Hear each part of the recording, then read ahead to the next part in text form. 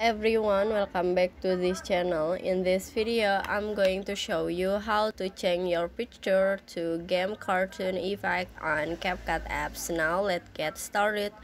First, after you open your CapCut apps and add the photo that you wanted to change, you just click on the picture, this one, click on it, and after this, in here you can click on the style at the bottom.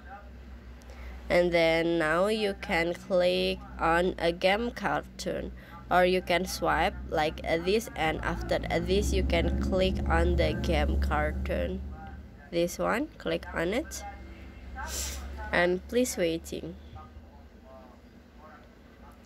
And after this, in here you just click on the check icon at the bottom and finish. So that's how to change your picture to game cartoon effect on CapCut apps. I hope you found this video to be helpful. If you enjoy with the content, please consider like, comment, and subscribe down below. Bye bye.